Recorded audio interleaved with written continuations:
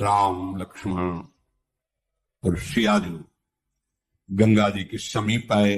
चतुर केवट नाव 10-20 कदम गंगा जी के बीच में। प्रभु ने कहा ऐसा क्या है भाई, या तो उस पार ना होती या इस पार ना होती, बीच में लगा, नाव लाओ ना किनारे। नहीं प्रभु मैं नहीं आऊंगा। भाई क्यों?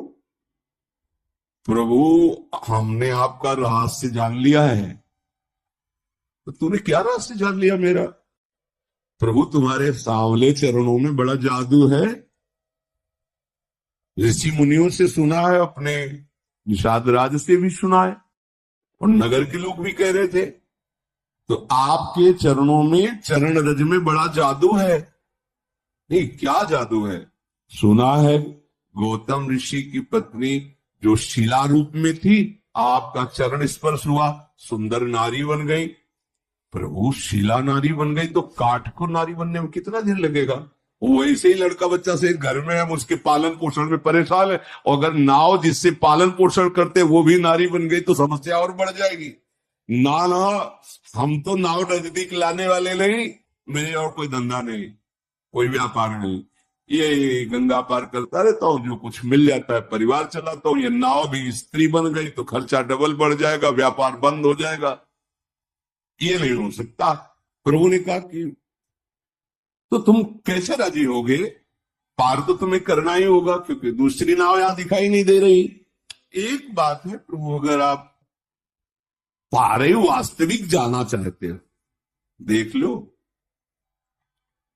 जो भाव समुद्र से पार करने वाले हैं उनसे केवल, अगर पार ही जाना चाहते हो तो एक बार हमें चरणों को धोने का अवसर दीजिए। मैं धो के देख लूंगा कि कहीं इसमें वो जादू काम तो नहीं कर रहा। मैं जल लाऊं कठोते में, चरण दूंगा। अगर कठोता स्त्री बन गया तो कोई घाटा नहीं होगा, क्योंकि नाव हमारी सुरक्षित रहेगी, आने जाने से वो मिलता रहेगा और परिवार चलता है।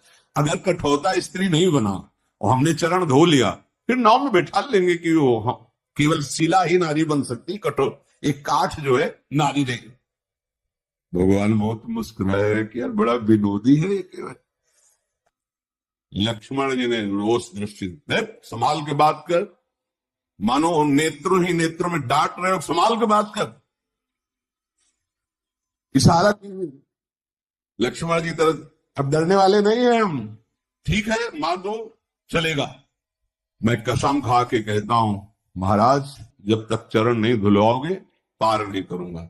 और ये लखन लाल जी, मारना चाहते हो ना, मारो मारो, मेरा सौभाग्य है।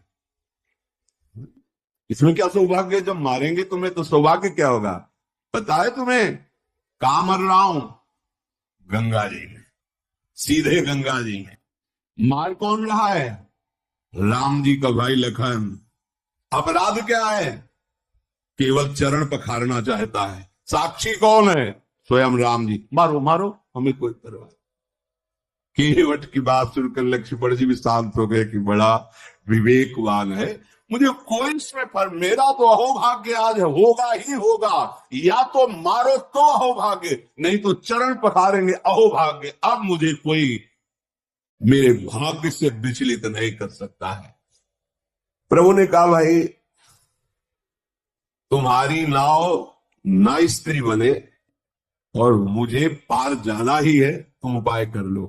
कृपा समुद्र भगवान श्री राम मुस्कुरा कर बोले भैया तो वही उपाय कर जिससे तेरी नाव बच जाए। तुझे चरण ही पखारना है, जल्दी कर, चरण धो और मुझे पार उतार दे। देखो प्रभु का कृपा प्रसाद प्राप्त करके तुरंत भवसागर से पार हो जाते हैं। आज प्रभु निहोरा कर रहे केवट से, मुझे पार।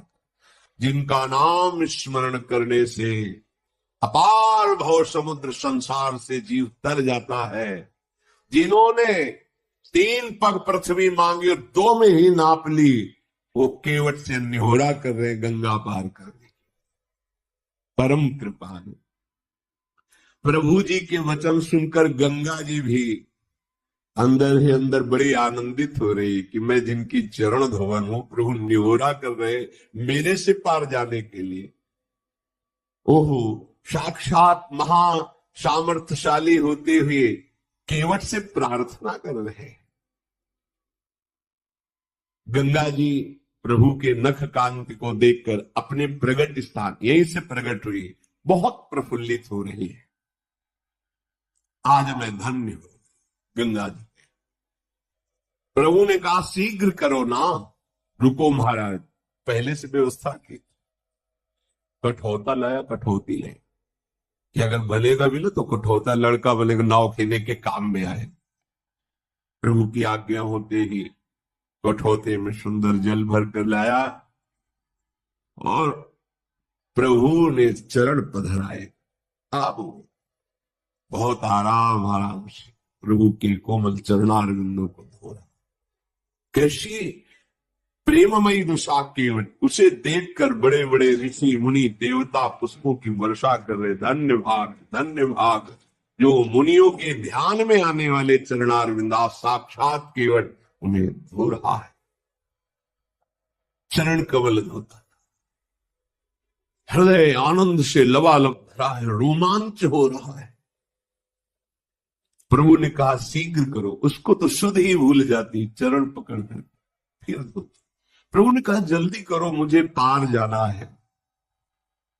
अपने वस्त्र से भी प्रभु के चरण पहुंचे। अहो भाग, फिर जो चरणोदक है पान किया।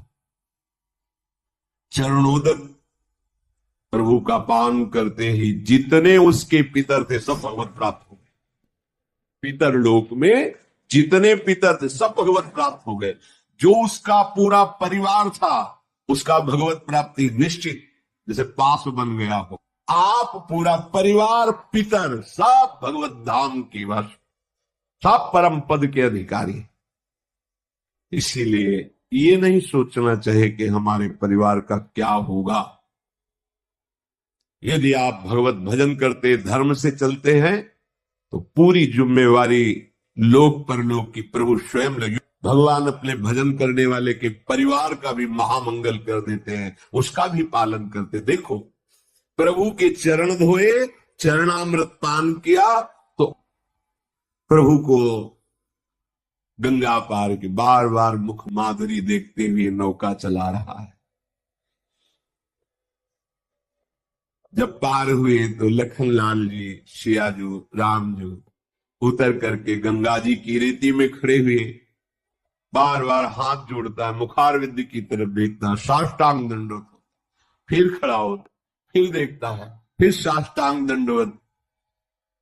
भगवान को ऐसा लगा कि शायद कुछ उतराई नहीं दी है, इसलिए ज्यादा दंडवत हो रही क्या। सब कुछ जैसा प्रभु को लग रहा है कि देना चाहिए उतराई, इसको तो कुछ दिया नहीं। देखो हमारे प्रभु का स्वभाव देखो, सब कुछ दे दिया पर क्या सब कुछ है, इसको कुछ दिया नहीं। इसीलिए इनके समान केवल यही है। उसको परम पद, उसके परिवार को परम पद, उसके पितरों को परम पद, देवता ऋषि मुनि केवट की प्रशंसा करके पुष्प बरसा रहे, जगत बंदनी बना दिया। और प्रभु को सब कुछ क्या है, इसको तो अभी कुछ दिया नहीं है।